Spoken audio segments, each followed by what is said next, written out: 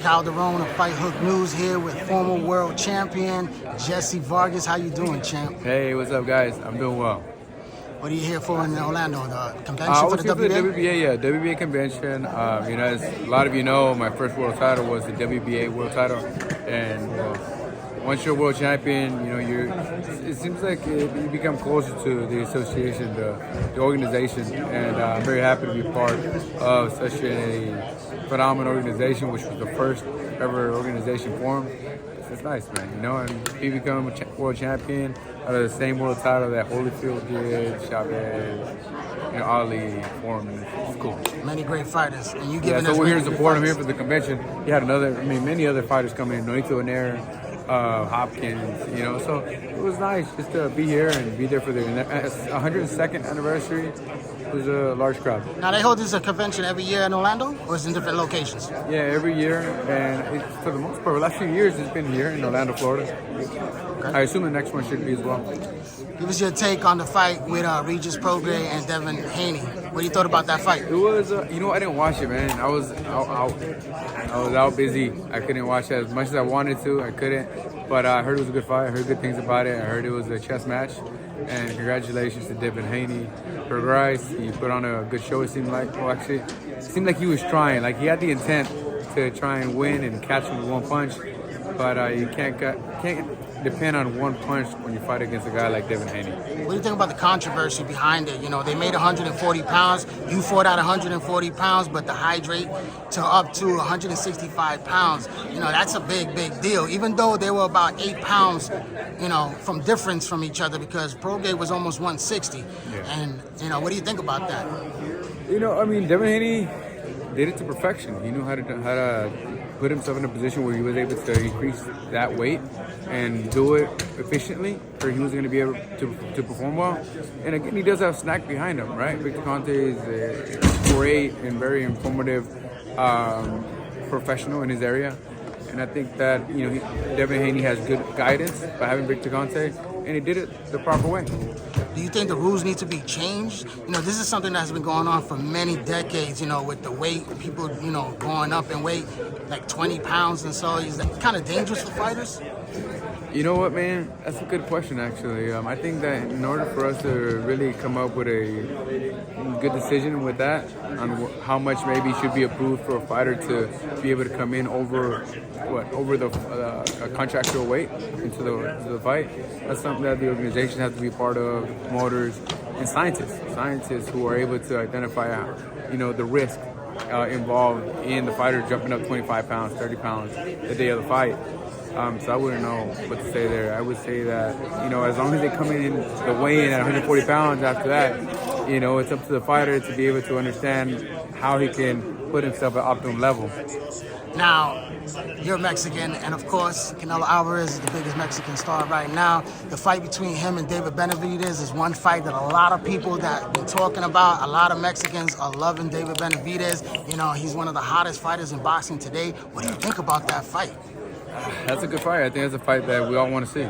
Hopefully it's able to get finalized, or to get made, first of all, and for them to just sit down and negotiate overall with their teams.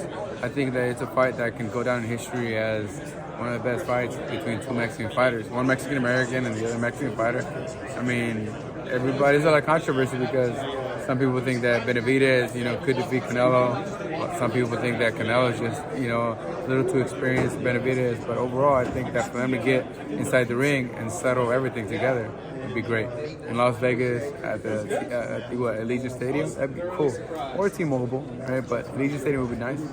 But the thing is this, that I would love for the fight to get a little more promotion, as in for both guys to help advertise that fight a little more. Maybe get one more fight in between that one, right?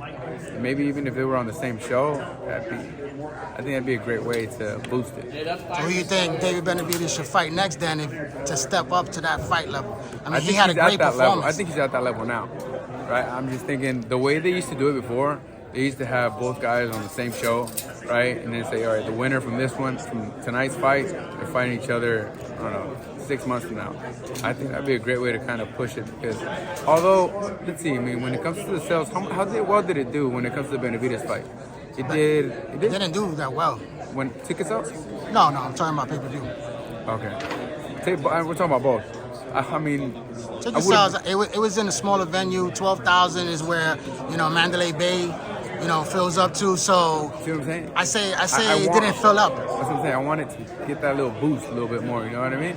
How can you do it? That's the question. I guess that's the decision for the promoters. That's where I would say, well, put both guys on the same night, same show, and then the winner, of course, if they continue to win that fight, well, then for them to face each other 6 months down the line, I think that would be the way to go. I see what you're saying, because I was there in Las Vegas for the Charlo fight against Canelo Alvarez, and it wasn't sold out. There was a lot of seats that were empty in that venue and everything. T-Mobile holds about 20,000, and you saw Ryan and Tank sell it out. You saw Crawford and Spence sell it out, and Canelo's a huge star, especially Mexican star. You would think he would sell out T-Mobile Arena. He didn't. That's what I'm saying. I'd like to see both of them fight on the same night. That way you could just get the fans intrigued with seeing them facing each other, right? They're all going to tune in to watch both perform. And then, the question's going to come, who wins between both of them? That's what they're all going to ask. Or at least the viewers that are tuned into that fight. As of now, if they make it, I'm not sure how well it do when it comes to the pay-per-view sales or ticket sales. Just because I don't want to get specifics because I don't want to hurt anybody's feelings. Everybody's really sensitive now. But what I'm trying to say is just that I would love for that to be a big mega fight, because it has everything to be in that position, to be a big mega fight. I mean, these guys are the best in their division. They're monsters. I mean, Benavidez, the way he performed in his last fight against Andrade, I think it was just, phenomenal. It was phenomenal. It was a great performance by him. He showed that he's, if not the best, second best in the division. And I want to see it. I want to see that fight made. But as a fighter, I want them to make money too. How do they make money? Well, they got to give promotion. They got to give a little more advertising. And that's where I come in and say, all right, well, if they come in and fight on the same night, right, I'll give it a lot of publicity, and then they'll amp up the fight for the following one, which will be 3-4 months down the line, whatever the case is. If you had to put your money on it, who would you bet on? I know both guys, so I would not bet on it. I would say it's a 50-50 fight. Let the best man win. That's my position on it, but I wouldn't miss that fight for sure. I know that it would go down as one of the best fights this year or the next year when it does happen. Is it fair to say David Benavidez is fighter of the year? I would say he's definitely, it's him, Devin Haney, along with Crawford and Anayu. Anyway, Haney and who? Anayu anyway, the monster. Anyway, I'd say so. I mean, he had that fight against Fulton, right? Yeah, and he's about to fight in a couple of weeks for the undisputed title. Or if he wins that one, then definitely. It's between him and Benavidez. Him and Benavidez? Just because Benavidez has had really good performances. He fought against Caleb, fought well. Seems like he took it a little lightly. I mean, he just, once he wanted to step it up, he did. And at the end of the day, he performed. He performed well. But I think that I expect a little more from him in that fight. And then as for the Andre fight, well, he surprised all of us. Yes. I thought it was going to be a good one. I thought that Andre was going to, make it a little tough for Benavidez. But Benavidez seemed to be very patient, calculative, and switch up his game plan within 15 minutes or 12 minutes of it. Yeah, 2 minutes of the fight going. Thank you for your time. We love seeing you commentate, so we hope to see you on the screen commentating for some fights in the future. Thank you, man. Take care.